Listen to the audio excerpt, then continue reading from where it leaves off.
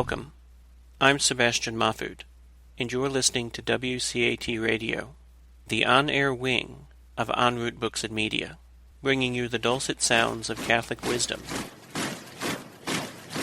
This is an encore presentation of Faith and Sports. Tune in to hear Faith and Sport live Monday afternoons from 2 to 3 right here on Carolina Catholic Radio Charlotte, AM 1270.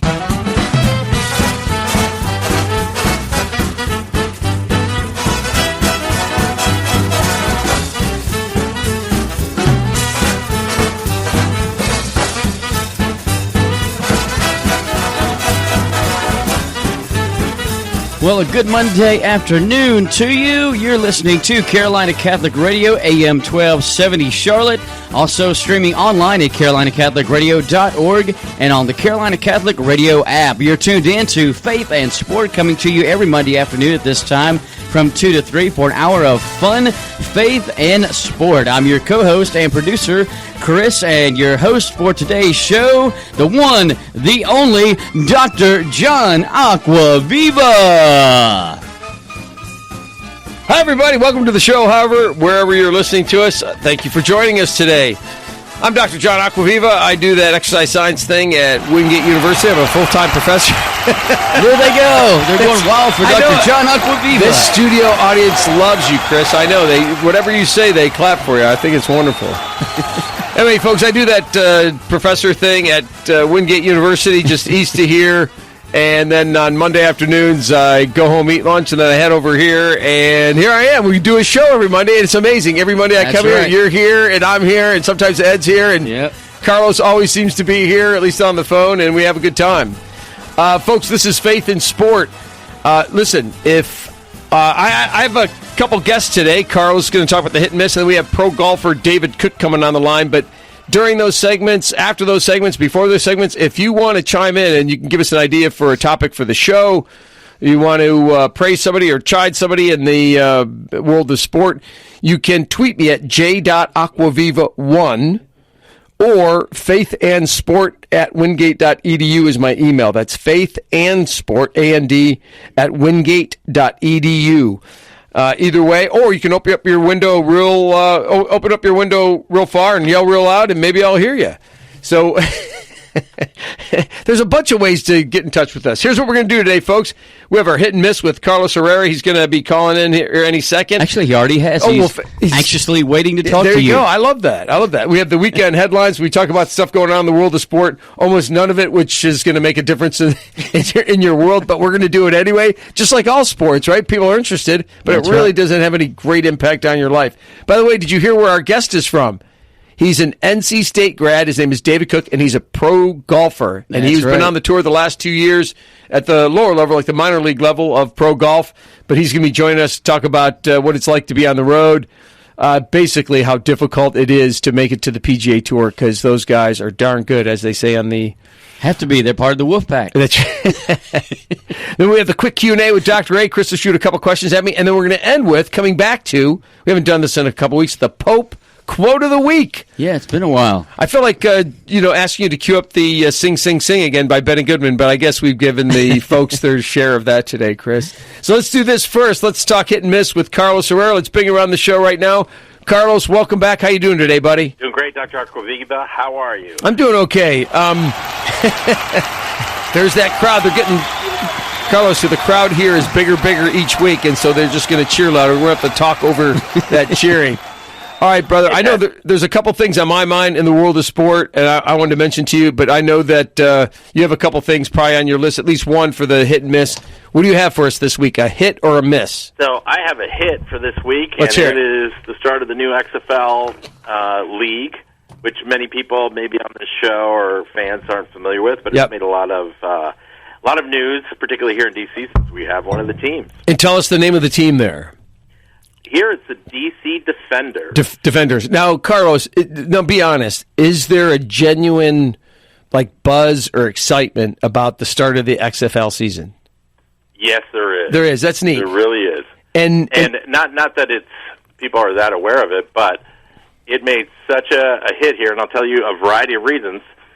One of them is they're playing out of the brand new stadium that DC United has. So it's a grass field, open air, 20,000 seat stadium with great views. So everybody was up close. And the new rules and there's a variety of things that have affected it, which we can get into. But here today, Monday, listening to some of the sport radio locally, a lot of people calling in. You know how much the tickets are? Between $20 and $36 to go see something new, entertaining, and people are really liking this. It's a great value.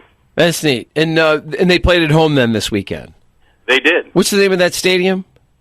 This is the Audi Field. United's Audi Field. And is it in the suburbs of D.C., or is it right in the city? No, it's right downtown. It's right across the street from the Nationals stadium. That's very good. What was there? Beautiful location, and the stadium is fantastic. It's new. Now, I used to work with you, of course, down there, and you spent a lot of time down there in D.C. Probably most of your work days are down there. Did they clear out did they buy some of those houses that were in that area, and they cleared it for the stadium? Where did that land come from? It was some commercial, it was plans that they were working with the government of D.C. There was some private and public land down there. They did some sort of land swap with some other properties further up, and they were able to acquire and put together the parcel. I don't think it took any houses down, but it was all like older commercial work. I think Pepco had some property down there, but it's really this whole area in southeast D.C. and southwest D.C. has totally changed because of National Stadium. Absolutely. Folks, hopefully you've been listening since the beginning of the show, but we just started a couple minutes ago. If you're just joining us, you're listening to Faith and Sport here on Carolina Catholic Radio, and you're probably listening to one of three ways. AM 1270, like cruising around in your car. You've downloaded the app, Carolina Catholic Radio Network app, or you're listening live through the carolinacatholicradio.org website. And we're talking with Carlos Herrera, just like we do just about every week. Carlos is a certified coach up there in soccer in D.C., a longtime friend of mine. He was how we met was through rugby, playing rugby for George Mason University. So if you've ever seen a picture of me and or Carlos, you would have to know that was a real long time ago when we were playing in college. But he joins us. He's a longtime friend of mine, and him and I just talk all the time off the air. So I said, Carlos, why don't you bring you and our conversation onto the air? So here he is just about each and every week. And we're talking about his hit of the week, which is the new XFL football league. Now, Carlos, one of the things that I did not know until yesterday, of course, I read, like you did, about these new rules, right? Like the most compelling one was there's no kicking for extra points, right? Yes. So after you score a touchdown, 6 points like normal college and pro football. But if you want to get 2 points, so it's up to the team, the coach, the quarterback of the team that has just scored, whether they want to get 1, 2, or 3 points. So they can try to run it or pass it from the 2 for 1 point, from the 3 for 2 points, or if they want 3 points, they can take it from the 10. Do I have that correct? I believe that is correct, John. Okay, now I didn't watch enough. I watched some on Saturday, some on Sunday. I had all this family stuff going on, all 4 of our little monkeys to watch on Saturday. So I had one eye on them and another eye on the TV. But how many touchdowns did you see scored? Or I should say, of the touchdowns that you saw that were scored, what was the typical way to go for the extra point? So it seems like there were obviously 3 ways to go for the extra point. I think it was like 37% effectiveness. Almost everybody did the 1 point play in the first weekend. Nobody really tried the second or the third option for the additional points, which though was very interesting and very telling. And I think the NFL conversion on the 2 point play, which the NFL and the XFL do it from the same, that first opportunity is from the same yard line. NFL is 47% effective when they do it, and this first weekend, which is only 1 weekend, it was 37% effective. So a slightly different effectiveness between the two leagues. But the thing that's really compelling about this is that, once the Super Bowl's done, basically you have to wait till September of next year, right, for football. So I think the interest is the novelty of it. I think football, people love football because of the hitting and all that. And, a lot of people when they're younger, it's like soccer. A lot of people played when they were younger, whether they went on to college, and the college game is so popular. I think this has some real intrigue. This capacity in the stadium in D.C., at the Audi Stadium, is 20,000 capacity. They had 17,100 people at that stadium. It's pretty good. Which is impressive for a first game. Apparently in New York they had 17,000. It was like 17,000 at all the 4 different stadiums. That's pretty good for a new league to start off with, I think. Yeah. Did they do at the stadium the same thing? I saw that they did in New York. I think it was New York they did this where, they're playing in these stadiums that hold much more than 15 or 20,000 people, and they put tarps around certain sections of it, especially the second and the third deck of this particular stadium that I saw, or the stadiums that I saw. And, of course, that was a way to do 2 things, to make it look like the crowd was bigger because they're closer together, which would probably be a natural way to create more sound. In other words, if you're sitting up in the third deck and the next closest guy or gal to you is 20 seats away, you're probably not going to yell very much. You feel like a fool or like a person in a TV commercial, right? Absolutely, yeah. And they do that frequently, even in when they do concerts or even games where they don't fill out the stadium. That's right. They will put those tarps to not show so many vacant seats. Yeah, that's right. So let's see. So there's going to be 4 games per week, and my guess is they're going to do the same thing as they did this past week. They're going to have 2 games on Saturday, 2 games on Sunday. And I think, what is their schedule? How many games? I want to say, let's see here. There's going to be 22 games, 14. So they're going to have maybe 8 weeks of this? So it looks like it is 10 weeks. 10 weeks. So got it. 40 And then games. the playoffs. Yeah, there you go. So, yeah, this will be interesting. But, of course, Carlos, from the AAF last year and the XFL's first opportunity in 2001. And then, this is when you and I, we both had hair at the time. When the USFL came out, and did the DC have a team for the USFL, Carlos? I don't think so. I don't think they did either. I didn't even watch the XFL the first time it came around. No. Right? And the USFL maybe watched a little bit because I think, again, it was during the off season. I think everybody, at one time or another, out of curiosity, watched a little bit of it. But this time, one of the other things that I think contributes to this, I think there are a lot of people not happy with the NFL. Yeah, it's true. They charge so much money for the tickets. Right. It's a slow game. Getting to the stadiums is terrible, right?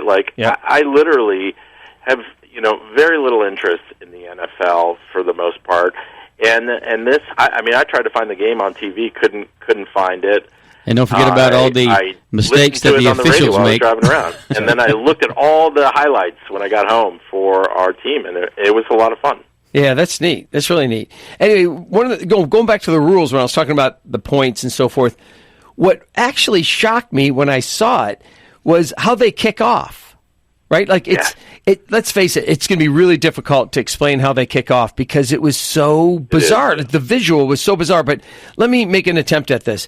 Instead of the teams lining up at, say, the 30 or the 35, and you know how it is, folks, the 10 guys line up along that marker, and the ball's placed somewhere in the middle of those guys. There's like 5 guys in front of them, 5 guys behind them type thing, or to the side of them. And the kicker kicks off, and they run on down, and the offense of the team that's receiving the ball, they scatter it all around the field. One guy catches it, and they all start colliding one another. And, the runner tries to get his, way up the field and so forth. But because of the injuries that have occurred, the XFL said, which was, I thought, really interesting and ironic from their first attempt, where they wanted, like, for instance, they disallowed a fair catch on a punt in the first XFL. And I don't even think that's not a rule anymore. I think you can fair catch that thing.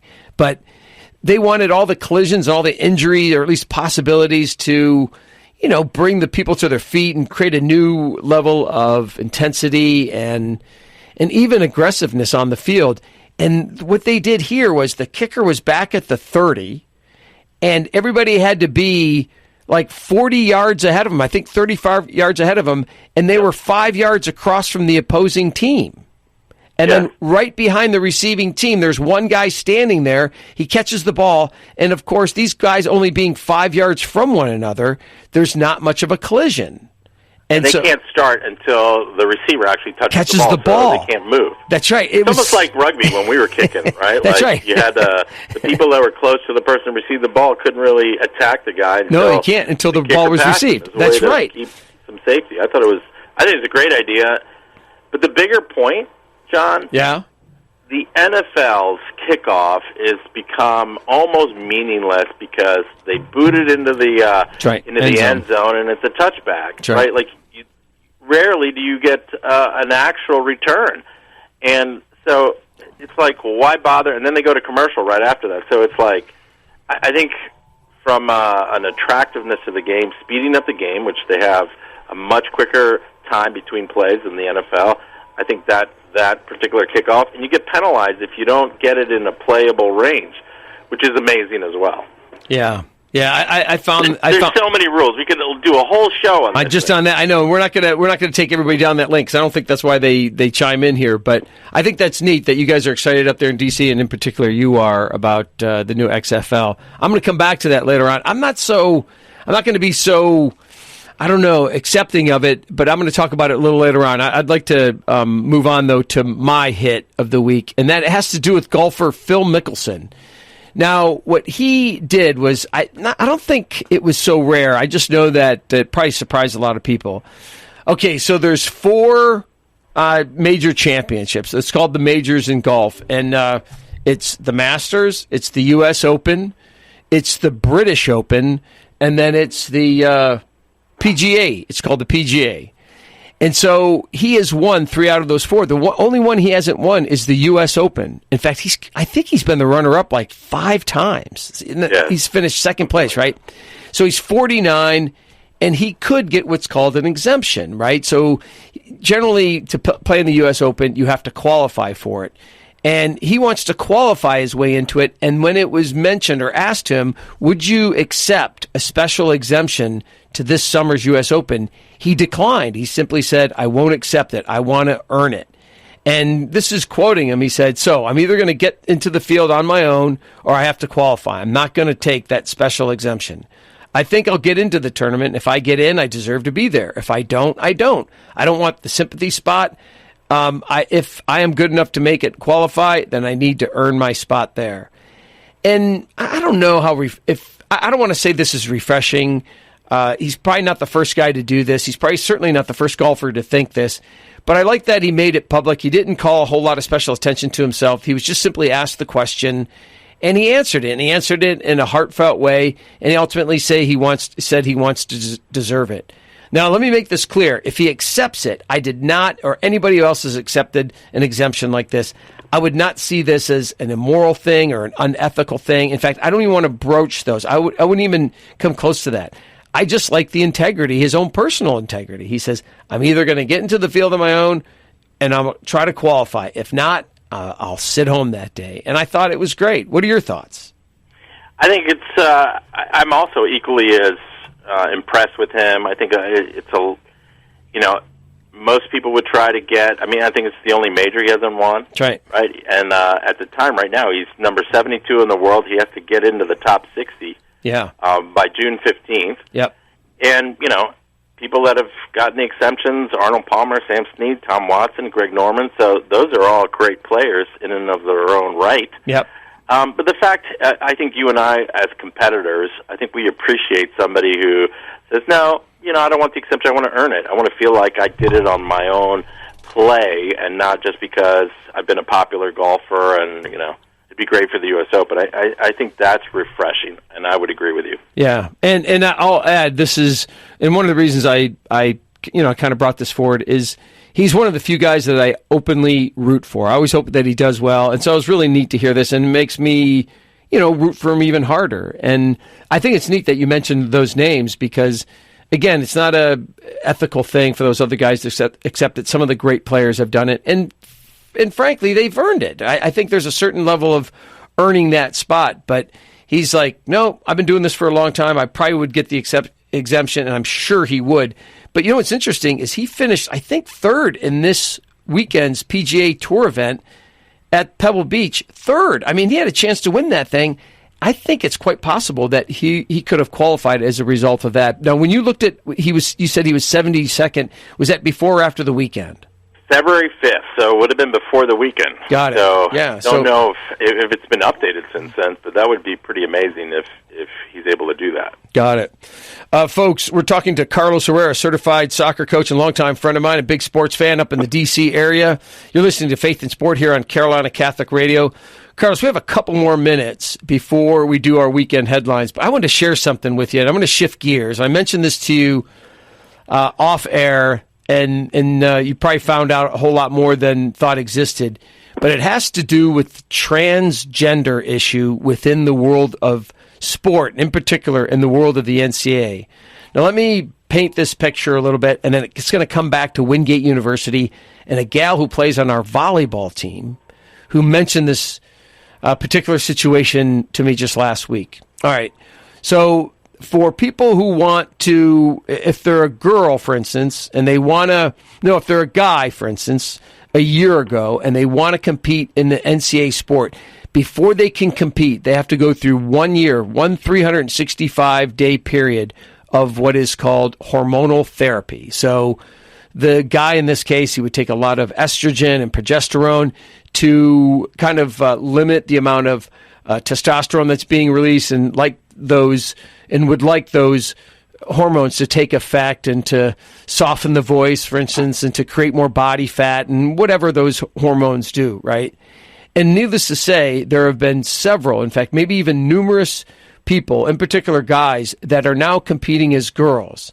Now, having said that, there's a whole lot more to be said about that. And by the way, I expect to do a special segment on this in one of the upcoming shows.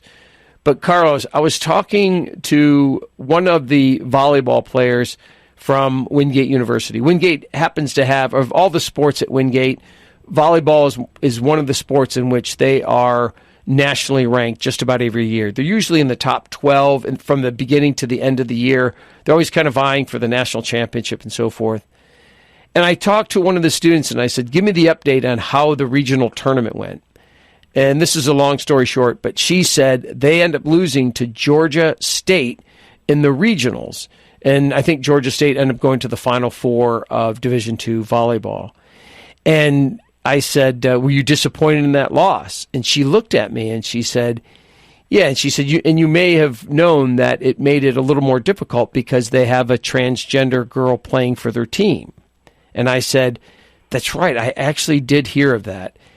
And I said, was she a difference maker? She said she wasn't their best player, but she was certainly one of their best players. And get this, Carlos.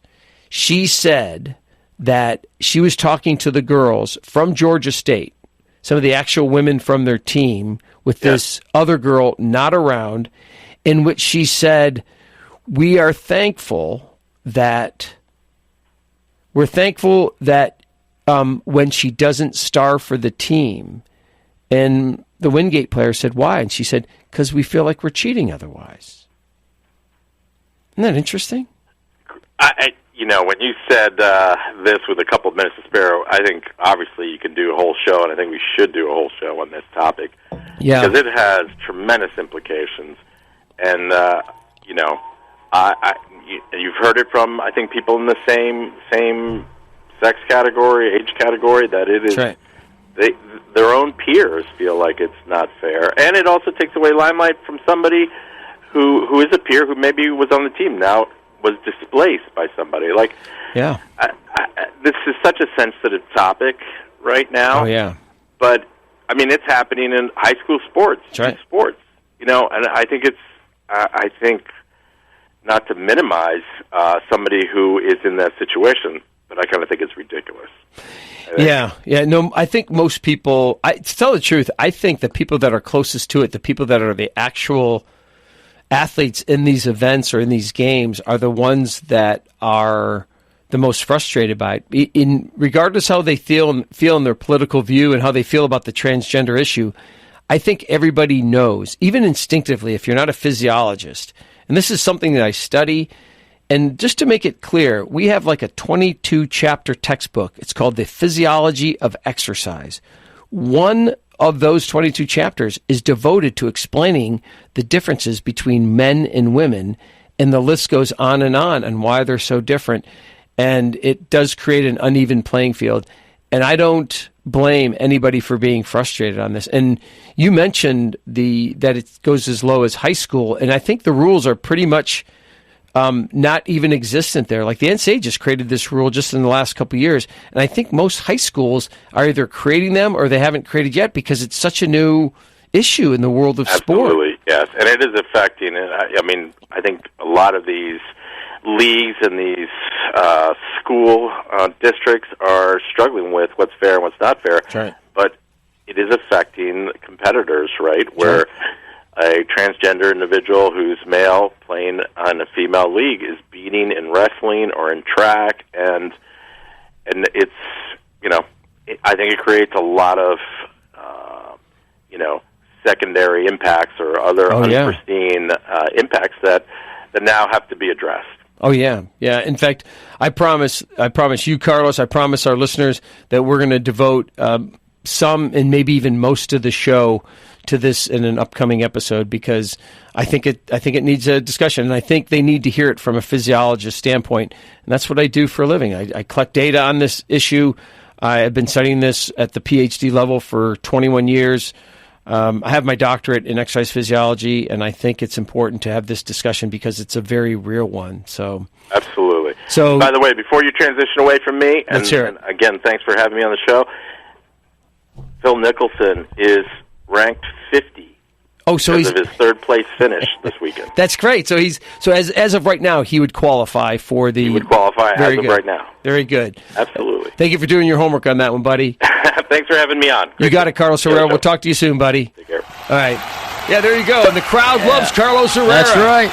All right. Hey, listen, Chris, one of the things we're going to do in a couple minutes, we're going to go to break, and right after the break, we have David Cooke, pro golfer from the Latino America and European Tour, going to join us. North Carolina State alum. Right? That's right. Chris loves that. A fellow Wolfpacker. That's right. He's going to be joining us shortly after the break. But before we go to the break, let's do this. Weekend headlines.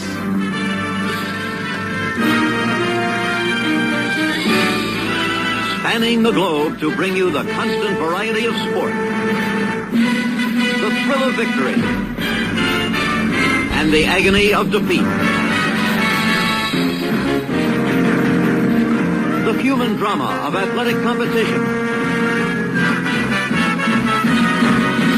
It's time for Weekend Headlines with Dr. A. There you go. So, folks, we're going to cover a couple things in the world of sport, mainly over the weekend. Major League Baseball, certainly the biggest trade that's happened. If you ask me, one of the biggest trades that's happened in the last couple of years was finalized, I want to say, just in the last few hours, from the Boston Red Sox. Mookie Betts, who I think most people put in the top 3 or 4 best hitters and field players in Major League Baseball today, and David Price, a pitcher. They both went to the Dodgers, and the Dodgers are now basically odds-on favorites, co-favorites with the New York Yankees to win the World Series. So we'll see what happens there. Mookie Betts and David Price finally finalized. They started talking about this at least a week ago. As big as that, in a different way, pitchers and catchers start reporting for spring training today. Wow. Today's, I know, it's crazy. So basically, spring training starts today. By the way, in the next 3 days, I think the New York Mets and maybe one other team reported today, but in the next 3 days, pitchers and catchers will be there. But literally within 2 weeks, they're just going to start playing games. It's amazing. Spring training is here. Well, last Monday when Ed was here, it felt like it was spring. I thought we were already in spring. That's right, because it was a nice day. It was like a sunny, warm day. That's right. In the 70s. Yeah. Not today. In fact, I'm glad. I sleep better when it's cooler like this. So this is great. I welcome this very much. So it can be warm for baseball down in Florida and out in Arizona, but right here, cold, baby, cold. Yeah. And XFL weather. Very good. Top 5 teams in National Basketball Association, or NCAA basketball, I should say. Baylor, same ones as last week. In fact, this is amazing because there's been so much transition there, but it's the same 5 teams as the last 2 weeks. Baylor's 1, Gonzaga 2, Kansas 3, San Diego State is 4, still undefeated, and number 5 is Louisville, who just a couple days ago beat your beloved NC State Wolfpack. That's right. But by the way, folks, we're just a couple of weeks away from the conference tournaments, and then the big dance. And we can all be wrong on who we choose in our Final Four. Right. We'll give out T-shirts for anybody who can pick even one of the teams of the Final Four, and we may still keep our T-shirts. We'll see. But the big thing, we'll come back after the headlines, because I want to talk about Duke and UNC from this past weekend. Yeah, we can make up some T-shirts that say the Faith and Sport Final Four. There you go. And you can fill them in afterwards so you look like you're correct. Like you can put them in with a marker. And the PGA, folks, the aforementioned PGA Canadian Nick Taylor won the Pebble Beach Pro-Am. And with Phil's third place finish, he joins just two others who have finished in the top 10 in 30 consecutive seasons. In other words, it's 30 straight years. At least one time he's finished in the top 10. And he almost won this darn thing. And yet one of the more reasons I love him, 49-year-old Phil Mickelson. And as Carlos and I addressed, especially toward the end of that, it looks like he's very well going to have a good chance to qualify for the U.S. Open. Mm-hmm. In the NBA, lastly, the winners and the losers of the trade deadline deals. It looks like the Clippers are the big winner. I didn't think there was actually all that much to talk about here, but the Marcus Morris was obtained by the Clippers, but the Miami Heat got Andre Iguodala. I think that guy's terrific, so the Miami Heat's going to be better. But the Golden State Warriors thought to be one of the big winners, mainly because they traded away one of their players, and they got future draft picks. And I think that's one of the things that you do in the deadline of any sport, is you trade away your big guy and then get picks for the future, because their team is it's unbelievable how quickly they've made a turnaround for the worst. Before we go away from this, Duke and UNC played this past weekend. That's right. And it wasn't so compelling to me because I had a chance to watch it, and I did not watch much of this game, but it was 19-3 Duke playing against 10-12 UNC. Now, if somebody would have told me one of those teams was going to be 10-12, I would not have believed them. I mean, that is unbelievable. And the great thing about it, and this really shows where they talk about, well, folks, you can just throw the records out and let the two teams play. This is a great example. UNC has been trounced often this year, but you put them against this long-time rivalry and people that they, excuse the word, folks, but they hate each other. Mm-hmm. And at least in the sports sense, the game went to overtime, and it took like a miraculous play or borderline miraculous play at the end of the game for Duke to win this one. Mm-hmm. And there was one person in your life that was not particularly happy with the outcome. Who would that be? That's right, my fiance. She's a big Tar Heels fan. So we have a lot of controversy when the Tar Heels and the Wolfpack play. Now, how long you guys been together? 3 years. 3 years. So they play each other at least twice a year. That's right. UNC and NC State, right? And That's then right. They often play each other in the conference tournament. Right. And they've probably been known to play over the last few years. I don't know if they played in the last 3 years, but so there's a lot of tension in your house sometimes. Right. Anyway, it's great for the world of sport, and that's why we watch, right? The Duke Blue Devils were probably favored by numerous points. I don't really know how many, but UNC just goes, nah, we're in this game as much as anybody, and they played them right. In fact, if it's I don't know, a Duke fan would probably not want to hear this, but if you ask me, Duke had to pull out a minor miracle. Did you see how they tied the game at the end? When the guy, if he hits the free throw, they lose the game. So he fires it against the rim. It comes right back to him. He scrambles for the ball. He ends up taking a shot to tie the game to go over overtime. I couldn't believe what I was watching. I go, this is crazy. But what a win for Duke. What a great game for college basketball. That's right. And I've got a question for you. Let's hear it. Speaking of Duke, let's hear it. Can you spell Coach Krzyzewski's last name? Yes, exactly. You ready? K. Yeah, I wrote the letter K on a piece of paper, folks. Coach K. Hey, they don't call me. Hey, my students at school call me Dr. A. They try to pronounce my last name. They'll hack it up to heaven. So they just go, hey, Dr. A, how you doing? Yeah, it seems like not too long ago I was listening to an interview with you on the Carolina Catholic Radio Network, and the host of the show called you Aquaviva. Aquaviva, that's right. But no, I didn't mind that so much because just a different pronunciation of the letter A. But yeah, don't ask me to spell Krzyzewski unless you give me a whole lot of money. But I think I get close. I have a feeling it would be wrong. So, folks, there you have it. Our sports headlines that may change your life. So let's do this, Chris. We got David Cooke. He's going to join us in a couple minutes, so be sure to stick around for that, folks. Also, we had the quick Q&A with Dr. A. We're going to talk more about the XFL. We're going to talk about whether the 49ers collapsed or did the Chiefs win it. And we're going to talk about, is there much to look forward and truly look forward to in the world of sports? Let's go to break. Chris, I'll hand it over to you. Stay with us, folks. We'll be right back with more Faith in Sport. That's right. And before we go to break, we want to mention to you that there's several opportunities for you to catch up on your Faith and Sport if you happen to miss some of the show here on Faith and Sport Live Monday afternoons. We've got encore presentation times of Faith and Sport throughout the week on Carolina Catholic Radio. Mondays, you can hear Faith and Sport 10 to 11. Tuesdays from 8 to 9. Wednesdays from 11 until 12. That's 11 p.m. until 12. So Thursdays we have Faith and Sport from 10 until 11.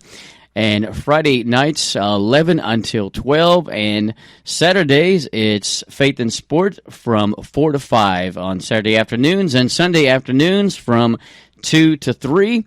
And, of course, every Monday afternoon from 2 to 3, it's Faith and Sport Live with yours truly, co-host and producer Chris, along with your host, Dr. A. And we've got more Faith and Sport Live coming up right after the break here on Carolina Catholic Radio, AM 1270, also streaming online at carolinacatholicradio.org and the Carolina Catholic Radio app. AM 1270 Catholic Radio Charlotte. Come join us and be a part of our 2020 vision to harvest souls for Christ in the vineyard of the Carolinas. Gentlemen, once again, it's that time of year for the Catholic Men's Conference of the Carolinas. This year, we celebrate our 10-year anniversary of bringing dynamic speakers, fellowship, and prayer to the men of the Carolinas. Join us March 7th at St. Matthew Catholic Church to be inspired to be a better Catholic, a better husband, and a better man. Go online right now and register at CatholicMenOfTheCarolinas.org. God bless.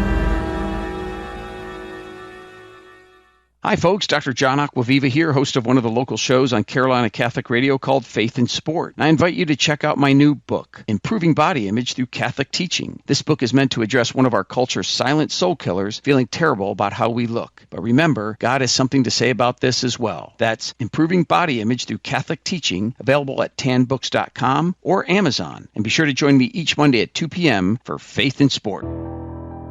Hi, I'm Rick Rotundi, founder of Cenacle TV. My new series, Messiah, takes viewers on an epic journey from ancient Egypt to the Mount of Sacrifice to the fall of Rome. Hosted by Leonardo de Philippis, featuring 5 amazingly insightful experts and filmed at nearly 30 locations, Messiah is an experience you won't soon forget. And this year, when the Church invites us to engage the Bible more deeply, put Messiah on your viewing list. Pick up the Messiah DVD at your favorite reseller, or ask for my book, Messiah, Discover the One the Prophets Foretold. You can learn more about Messiah and watch the first episode free at See Messiah, that's SEE Messiah.com. I'm Rick Rotundi with Cenacle TV, here on the Carolina Catholic Radio Network.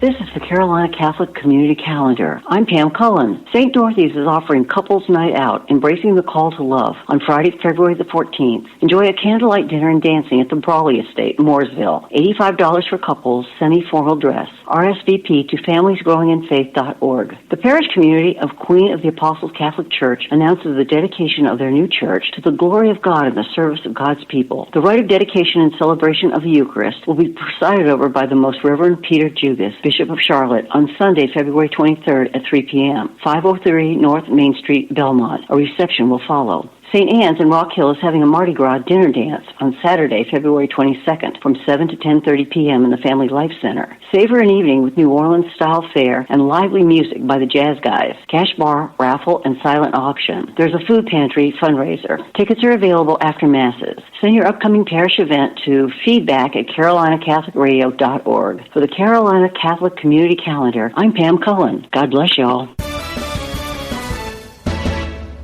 Hi, this is Lisa Flood from Focus Catholic TV program and co-host of Catch the Fire on Catholic Community Radio in New Orleans and Baton Rouge. And I am so excited to congratulate AM 1270 Carolina Catholic Radio Network on your first anniversary. Keep going.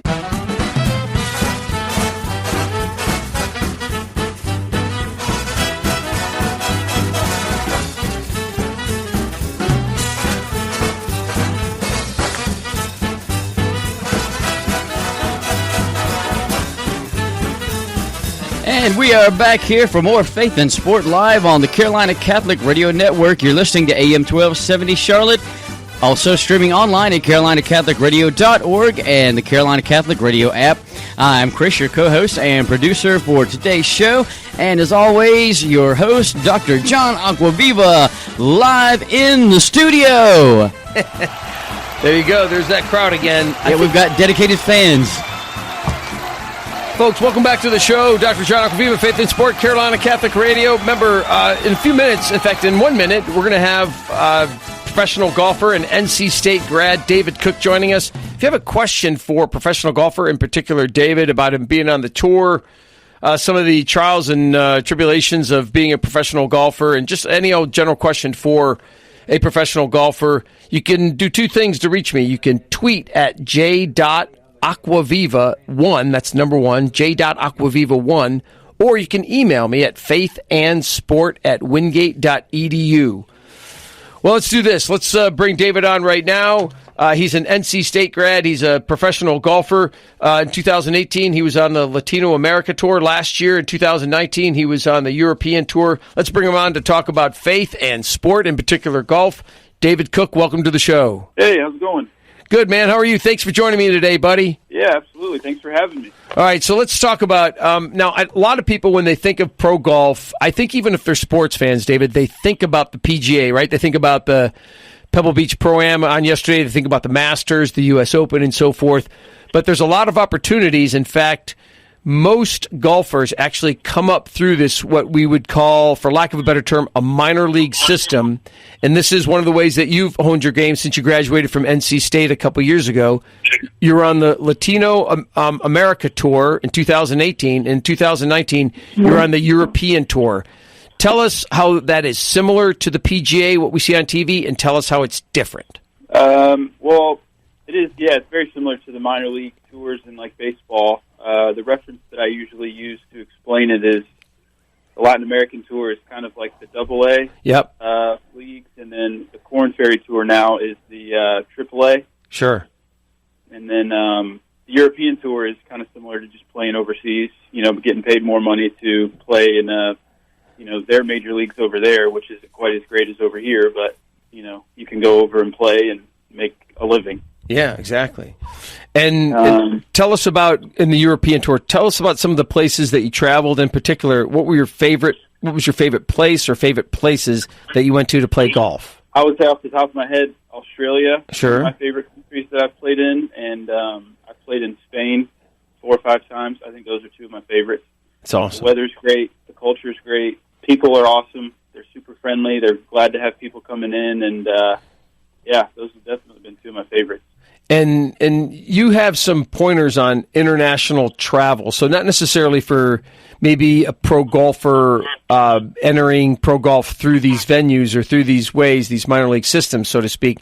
But what could you share with us just about international travel in general?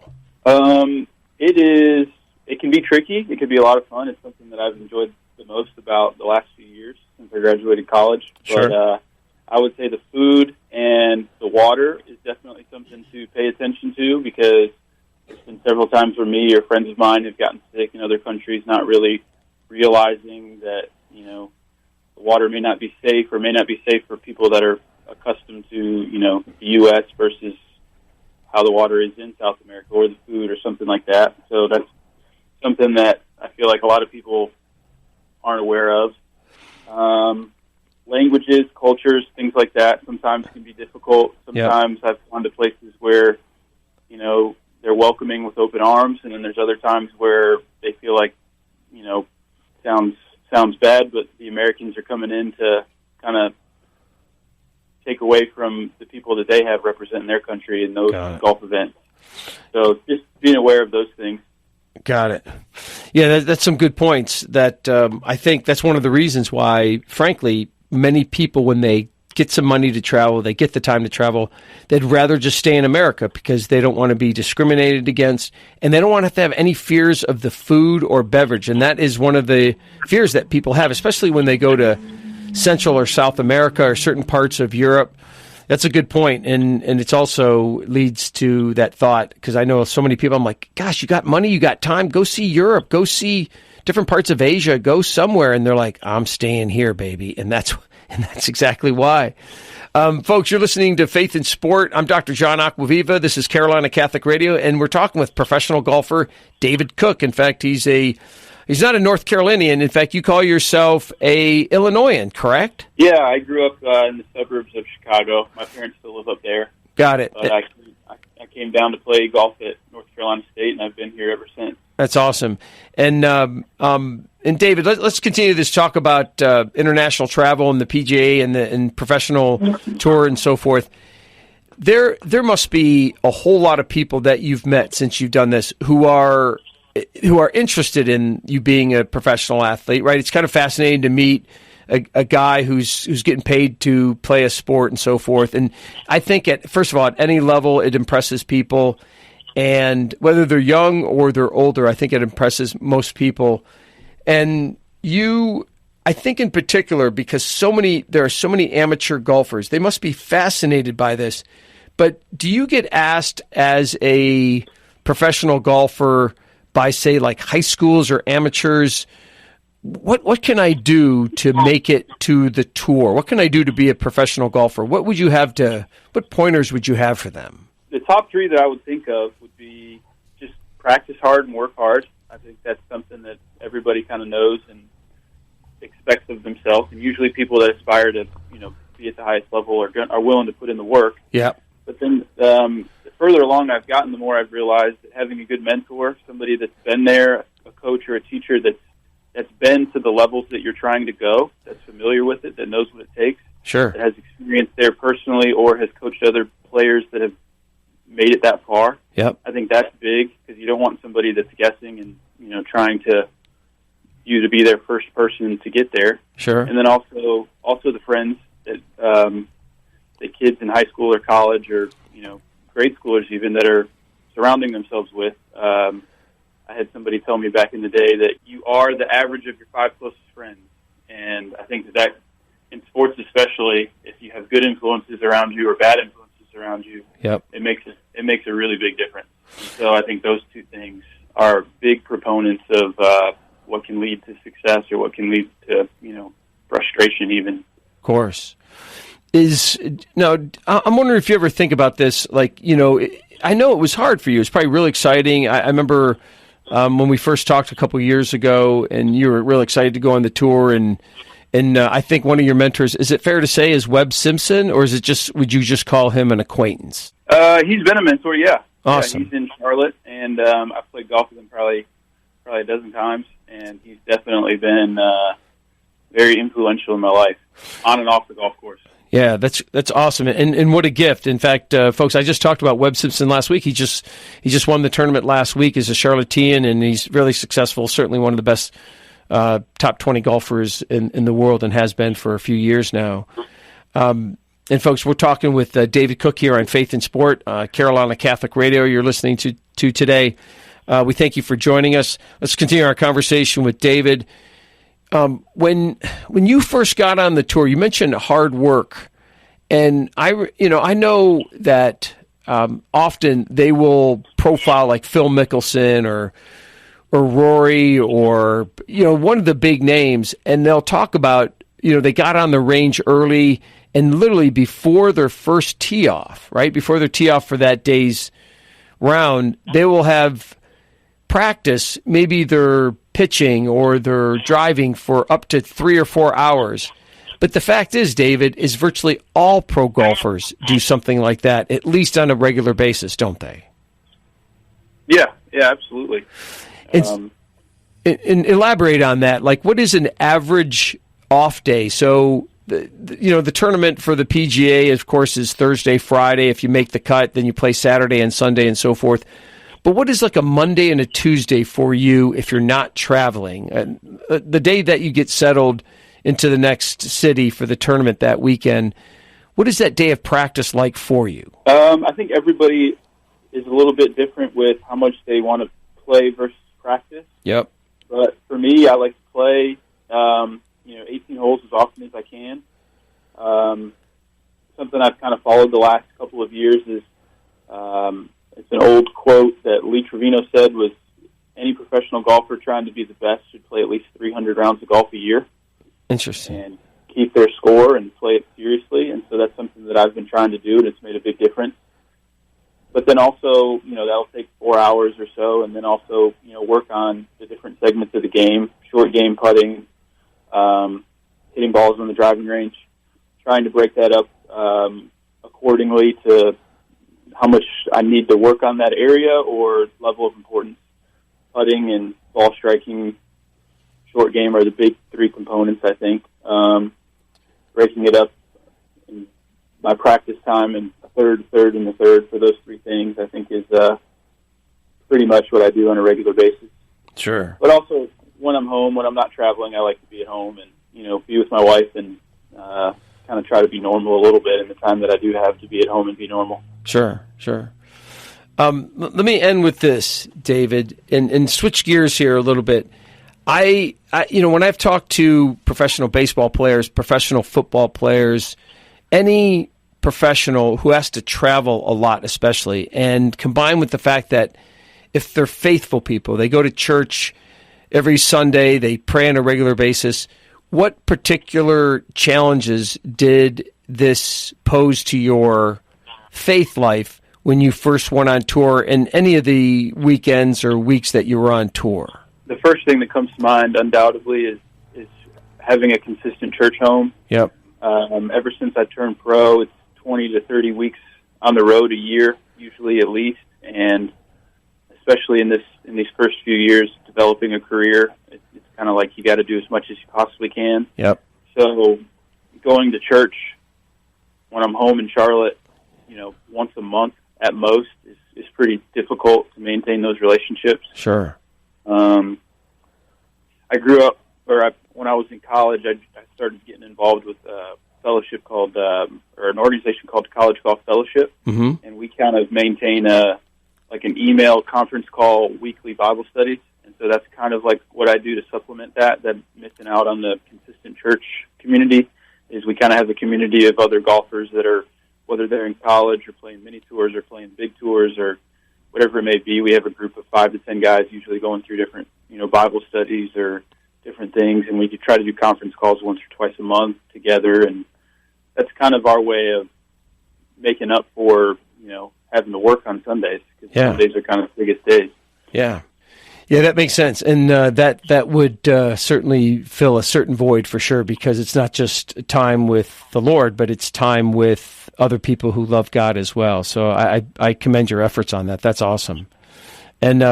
And Dave, as always, when you get that call to Augusta, while the Masters is not being played, I'm asking you for just one extra ticket so I can sneak on with you. And, I can say I played Augusta with a pro golfer. How's that? Yeah, that'd be awesome. I would definitely be looking forward to that.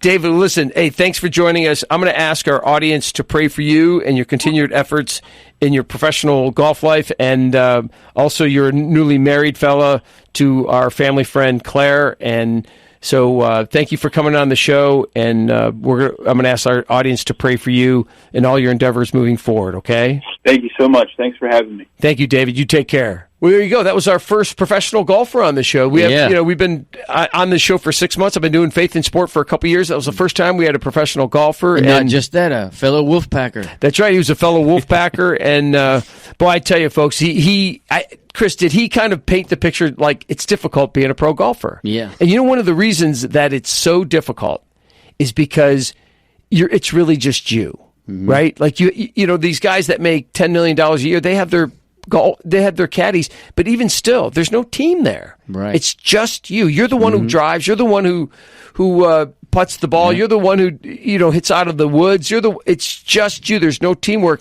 And I think psychologically, mentally, spiritually, you have to be one strong dude to do that and succeed in it.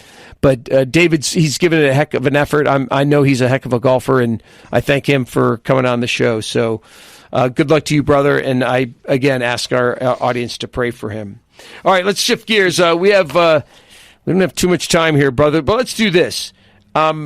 Why don't you ask that third question? We'll do that, and then we'll do our Pope quote of the week, and then we'll wrap things up. Maybe we'll come to those other ones at another day. Go ahead.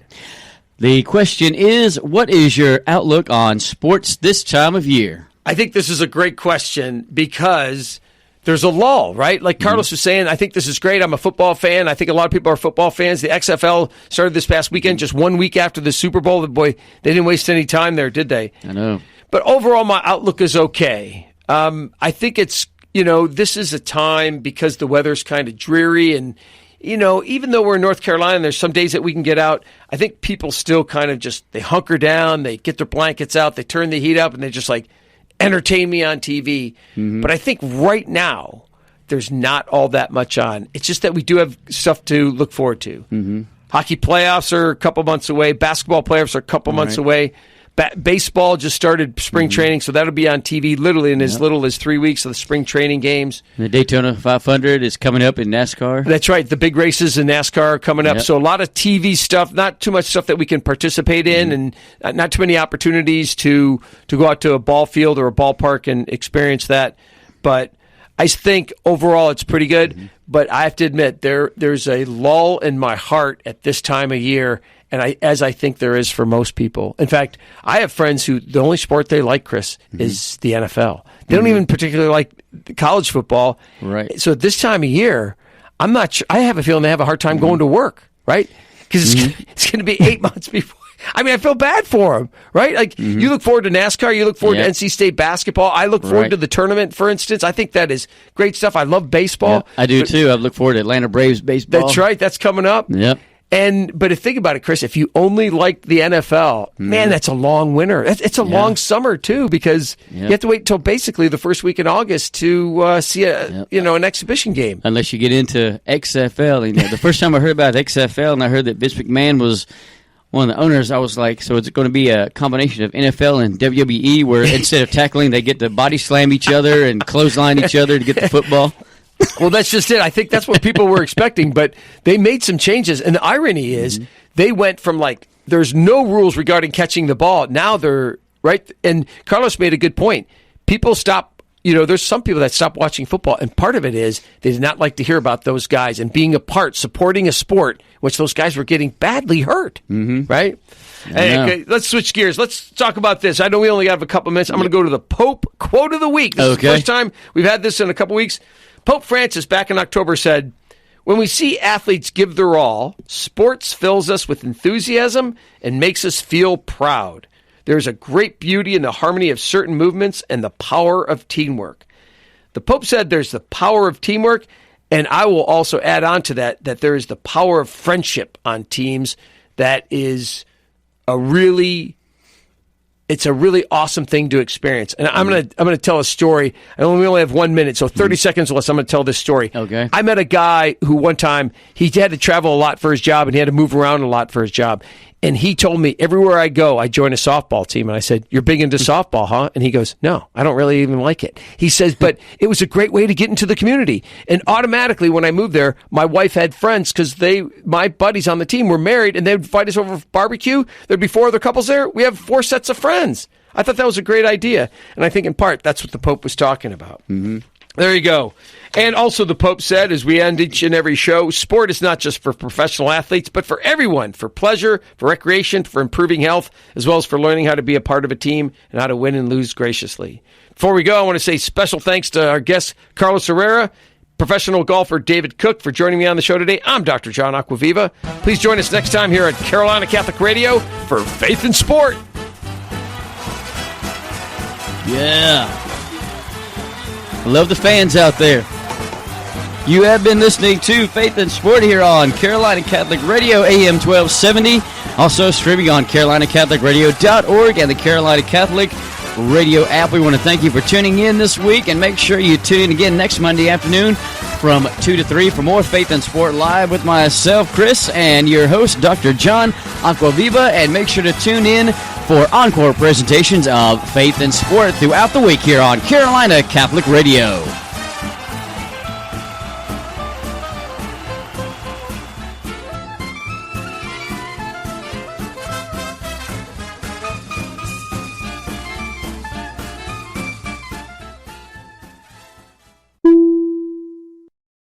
Hello, God's beloved. I'm Annabelle Mosley, author, professor of theology, and host of Then Sings My Soul and Destination Sainthood on WCAT Radio. I invite you to listen in and find inspiration along this sacred journey we're traveling together to make our lives a masterpiece and, with God's grace, become saints. Join me, Annabelle Mosley, for Then Sings My Soul and Destination Sainthood on WCAT Radio. God bless you. Remember, you're never alone. God is always with you.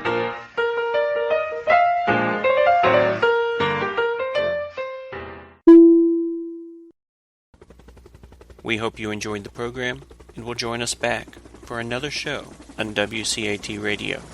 This is Sebastian Mahfood. Good day.